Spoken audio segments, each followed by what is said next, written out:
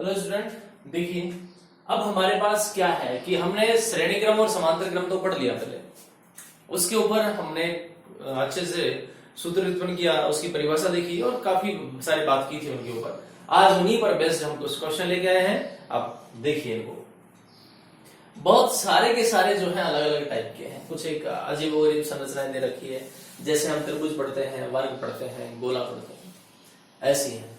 तो देखिए इनको किस प्रकार से सोल्व किया जाता है। अब आप सबसे पहले याद रखें, जब हम इनको पढ़ना शुरू करते हैं तो 1/rp के लिए हमारे पास याद रखें 1/r1 plus 1/r2 plus 1/r3 और rs बराबर हमारे पास होता है r1 plus r2 plus r3। ऐसे हमारे पास मान होता है। ये किसके लिए है? समांतर के लिए। और ये क्या है? श्रेणी के लिए। देखो कल मतलब जब हमने लास्ट लेक्चर था वहां पर हमने बात की तो मैंने कहा था कि कई बार ऐसा पूछ लिया जाता है, कुछ प्रतिरोधों के मान दे दी जाते हैं और वहां से ये पूछा जाता है कि आप यहां से अधिकतम और न्यूनतम प्रतिरोध प्राप्त कीजिए। ऐसा ही कोई क्वेश्चन लेके आए आज हम। ऐसा पूछा जाता है, बहुत बार पूछते हैं कि किस क्रम में प्रतिरोधों का मान अधिकतम मिलेगा, किस क्रम में प्रतिरोधों का मान न्यूनतम मिलेगा। तो आप देखें कि यहां पर मेरे पास पहला कोई जो क्वेश्चन है, ये क्वेश्चन नंबर 1, 1 ओम 2 ओम और 3 ओम के तीन प्रतिरोधों के संयोजन से प्राप्त अधिकतम और न्यूनतम प्रतिरोध ज्ञात कीजिए। 1 ओम 2 ओम और 3 ओम। अच्छा देखो, मैं बात कर रहा हूं क्वेश्चन नंबर 1 के सॉल्यूशन की बात कर रहा हूं मैं, क्योंकि मेरे पास थोड़ा स्पेस कम है तो मैं सारे क्वेश्चन एक साथ शो कर रहा हूं, आंसर दे रहा हूं, बार बार मिटा रहा हूं। 1 ओम 2 ओम और 3 ओम, मैं इस क्वेश्चन की बात कर रहा हूं।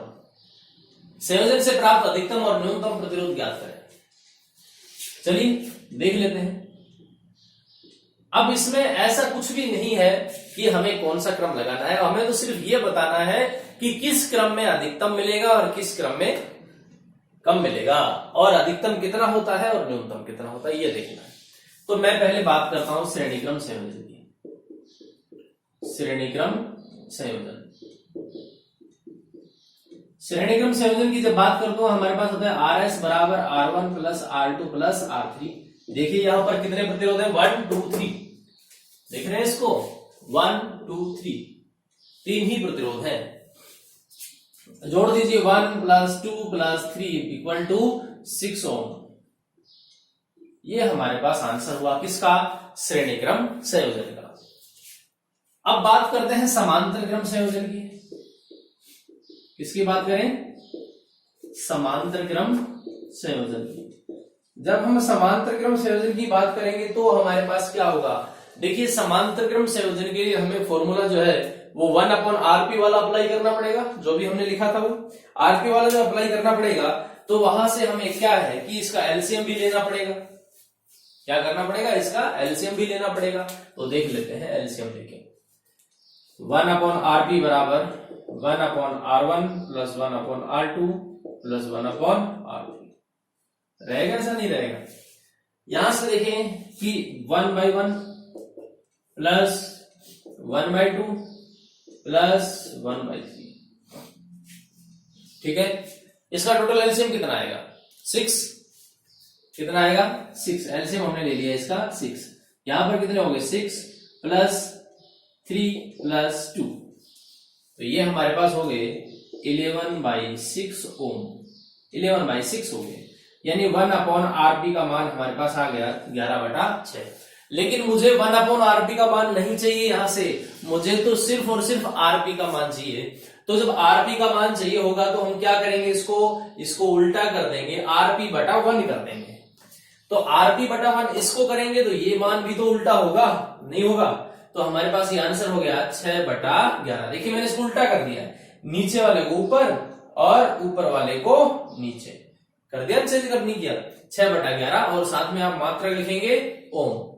तो ये हमारे पास इस प्रकार का क्वेश्चन है। जब अधिकतम और न्यूनतम पूछा है तो मैंने श्रेणी क्रम और समांतर क्रम दोनों लगा दिए और वहां से कुछ मान कैलकुलेट कर लिए। अब आप देखें आपको किस क्रम में ज्यादा दिखाई दे रहा है। मुझे तो 6 यहां मिला है और 6/11 यहां मिला है, तो 6/11 बड़ा है कि 6 बड़े हैं? मेरे हिसाब से 6 बड़े हैं। आप भी यही सोच रहे होंगे कि 6 जो मान है वो बड़ा है। तो यानी किस क्रम में मिला है, अगर ये पूछा जाए किस क्रम में ज्यादा मिलता है, अभी तो सिर्फ ये पूछा है अधिकतम और न्यूनतम प्रतिरोध ज्ञात कीजिए, तो अधिकतम ये है और न्यूनतम ये। हम लिख सकते हैं एक लाइन में कि श्रेणी क्रम संयोजन में या श्रेणी क्रम संयोजन से प्रतिरोधों का मान अधिकतम प्राप्त होता है, अधिकतम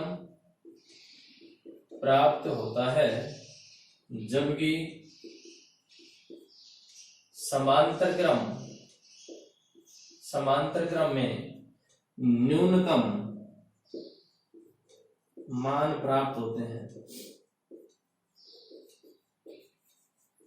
समांतर में कैसा मिलेगा, न्यूनतम, श्रेणी में कैसा मिलेगा, अधिकतम। तो ये हमारे पास हो गया पहले क्वेश्चन का जवाब।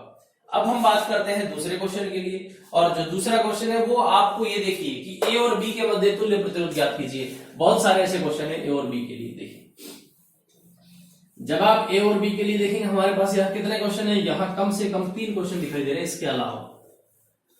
तो पहला जो है आप त्रिभुज देख रहे हैं और ए और बी के मध्य तुल्य प्रतिरोध पूछा है, और ए और जो बी है वो आपको यहां दिखाई दे रहे हैं 2 ओम के दोनों साइडों में, मतलब ये दिखाई दे रहे हैं, क्या देख पा रहे हैं इसको, ये बिंदु है ए और ये वाला बिंदु है बी।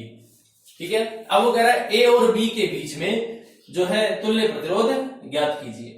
अब जब दोनों के बीच में तुल्य प्रतिरोध ज्ञात करेंगे तो होगा क्या, देखिए ए बी के बीच में चाहिए, इसको इस प्रकार से खोल देंगे, इसको इस प्रकार से खोल दें।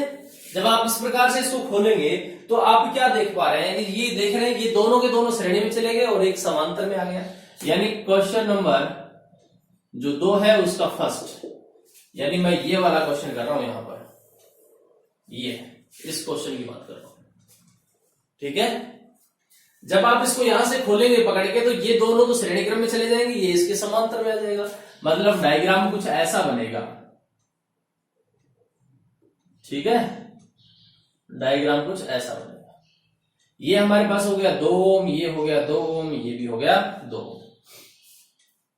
क्या करें, पहले श्रेणी क्रम में, तो क्या लिखें, श्रेणी क्रम से, श्रेणी क्रम संयोजन से क्या है कि RS बराबर क्या होगा, R1 प्लस R2, यानी 2 प्लस 2 बराबर कितना हो गया 4। हमने यहां पर अप्लाई किया क्या, श्रेणी क्रम अप्लाई कर दिया ऊपर। जब हमने श्रेणी क्रम अप्लाई कर दिया तो वो जो दोनों के दोनों जो मान है वो मिलकर कितना हो गया, 4 ओम हो गया। यानी अब हमारे पास जो स्ट्रक्चर है वो कुछ इस प्रकार का बनेगा ये हो गया 4 ओम और ये हो गया 2, बनेगा ऐसा। अब आगे इसमें क्या करें, इसमें समांतर क्रम संयोजन लगा दें, तो क्या लिखें, समांतर क्रम संयोजन से, समांतर क्रम संयोजन से कितना होगा, 1/Rp बराबर 1/R1 प्लस 1/R2, यानी 1/4 प्लस 1/2। ऐसा मान है कि नहीं, 1/4 प्लस 1/2। देख लीजिए आप, 1/4 प्लस 1/2 हुआ कि नहीं हुआ। यहां से फिर क्या करना पड़ेगा, फिर एलसीएम लेना पड़ेगा। एलसीएम कितना आएगा, 4 आएगा, तो यहां पर कितना हो गया, 1 प्लस 2 यानी 3/4। यहां से जो 3/4 मान आया वो किसका आया है, वो 1/Rp का मान आया है। तो मुझे किसका चाहिए, Rp का मान चाहिए, तो Rp बराबर कितना होगा, 4/3 और साथ में क्या रहेगा, ओम। इसका आंसर हमारे पास इस प्रकार से आएगा, 4/3 ओम। समझ गए होंगे। अब हम बात करते हैं आगे वाली, देख लीजिए आप इसको अच्छे से पॉज करके देख लें। हमारे पास फर्स्ट क्वेश्चन है, उसको इस प्रकार से हमने तोड़ा, तोड़ने के बाद कुछ स्ट्रक्चर इसका बनाया और वहां से हमने 2 को क्या किया, श्रेणी क्रम में। आप अब याद रखें, जब भी ऐसा कोई त्रिभुज का आए, आप किसी भी एक चीज के लिए ले लें। अब जरूर नहीं कि वो मान लीजिए ए बिंदु यहां दे, बी यहां दे, हो सकता है ए यहां, बी यहां, हो सकता है ए यहां, बी यहां। आप किसी को भी ले लीजिए, तो एक तो दोनों के बीच में रहेगा ही रहेगा। और जब अगर ऐसा रहेगा तो आप उसको क्या करें, उसको आप इसी प्रकार से करें। तो आप त्रिभुज के लिए, त्रिभुज जैसी संरचनाओं के लिए यह मेथड फिक्स दिमाग में फिट कर लें। चलिए बात करते हैं अगले। अगला हमारे पास है ए और बी के लिए, ये भी बहुत सिंपल है। ठीक है, कैसे, अब आप इसको भी जैसे हमने फर्स्ट वाले को तोड़ा था, इसको भी आप ब्रेक कीजिए, और जब ब्रेक करेंगे तो क्या देखेंगे, कौन सा कहां पर क्या हो रहा है, देखें आप।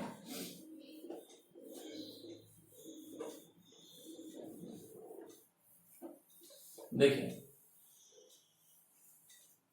दूसरे वाले की बात कर रहा हूं मैं, इस वाले की बात कर रहा हूं, ठीक है, ये वाला है।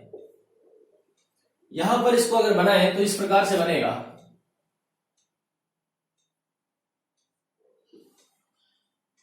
इसका मतलब है कि जोन दो दो जो है श्रेणी क्रम में जुड़ जाएंगे।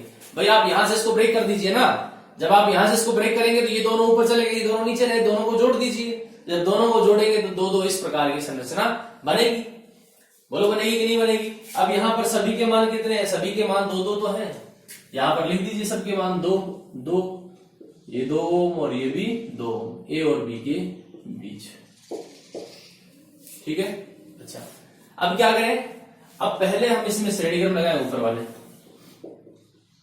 श्रेणी क्रम संयोजन से, श्रेणी क्रम से यहां भी श्रेणी लगेगा और यहां भी श्रेणी लगेगा, यानी आर एस बराबर कितना हो गया? R1 plus R2। यहां पर कितना हो गया? 2 प्लस 2 बराबर कितना हो गया? 4। इसी प्रकार नीचे वाले के लिए भी कर दें, इसी प्रकार कितना हो गया? 2 प्लस 2 बराबर कितना हो गया? 4। यानी अब हमारे पास संरचना कुछ इस प्रकार से बनेगी, ये 4 ओम हो गया और ये भी कितना हो गया? 4 ओम हो गया। देख लें किस प्रकार से हुआ। दोनों में हमने क्या किया? श्रेणी क्रम अप्लाई कर दिया और दोनों के लिए क्या हुआ? 4 ओम हो गया। हुआ कि नहीं हुआ? अब क्या करें? इस प्रकार की संरचना बन गई, ये दोनों मिलकर कितने हो गए? 4, ये दोनों मिलकर कितने हो गए? 4। तो अब इसका 4 ओम हो गया और इसका भी मान 4 ओम हो गया। अब लगाएं समांतर क्रम संयोजन, समांतर क्रम संयोजन से 1/RP बराबर 1/R1 प्लस 1/R2, ठीक है, यानी 1/4 प्लस 1/4। यहां से हमारे पास कितना आ गया? एलसीएम 4, तो ये कितना? 1 प्लस 1 यानी 2/4। हम इसको बात करें 1/RP की, यानी हमें तो कौन चाहिए? आरपी चाहिए, तो उल्टा कर दो, आरपी बराबर कितना हो गया? 4/2। देखो कैंसिल हो सकता है, यहां से आंसर कितना आया? 2। कितना मान आया? 2। ये हमारे पास इसके लिए एग्जैक्ट मान हो गया। अब आप इसको भी खोल लीजिए, जब आप इसको खोलेंगे तो ये भी ऐसा ही हो गया, ये भी क्या हो गया? ऐसा ही हुआ। और ऐसा अगर होगा तो फिर इसका मान भी कितना आना चाहिए? बताओ, इसका मान भी तो 2 ही आना चाहिए। देख लेते हैं कैसे होगा।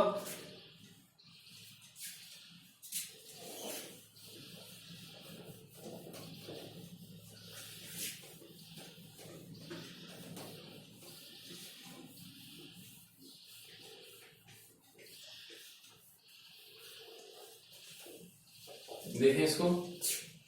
अब हम बात कर रहे हैं इस वाले की, थर्ड वाले की।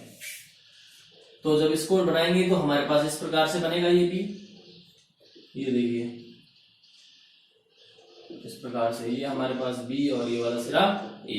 ये कितना ओम है? 2 ओम है, ये भी 2 ओम है, ये 2 ओम है और ये भी 2 ओम। क्या करें? श्रेणी क्रम लगाएं, श्रेणी क्रम संयोजन से। जब श्रेणी क्रम संयोजन होगा तो क्या होगा? आर एस बराबर क्या होगा? R1 plus R2। यहां पर लगा रहे हैं हम, याद रखें, तो ये कितना हो गया? 2 प्लस 2 बराबर 4। इसी प्रकार ये आर एस डैश कर दें, इसको आर एस डबल डैश कर दें, मतलब नीचे वाले के लिए, है ना। तो इसके लिए कितना हो जाएगा? 2 प्लस 2 बराबर कितना हो गया? 4 ओम। होगा कि नहीं होगा? अब ये संरचना फिर वैसी ही बन गई, ये देखिए जैसा पिछले क्वेश्चन में बनी थी वैसी। इसका मान हो गया 4 ओम और इसका मान भी हो गया 4 ओम, ठीक है। तो अब क्या करें? समांतर क्रम संयोजन लगाएं, समांतर क्रम संयोजन से ये हमारे पास हो गया 1/4 प्लस 1/4, कितना हो गया? 4, यानी 1 प्लस 1, यानी 1/RP का मान चल रहा है, तो ये कितना हो गया? 2/4 और आरपी बराबर कितना हो गया? 4/2, यानी 2 ओम, ठीक है। इस प्रकार से हम इस क्वेश्चनों को सॉल्व कर सकते हैं। ऐसे बहुत सारे क्वेश्चन है। अभी तो हमने ये जो बिल्कुल फर्स्ट स्टेप वाले क्वेश्चन थे, जो हमारे यहाँ के क्वेश्चन जनरली पूछ लिए जाते हैं, वो अब हम इनसे थोड़ा और आगे जो इंट्रीगेटेड सर्किट होते हैं, जो कॉम्प्लिकेटेड क्वेश्चन होते हैं, उनको भी हल करने वाले हैं। तब अब ये सारे काम करेंगे नेक्स्ट वीडियो में। तब तक के लिए गुड बाय।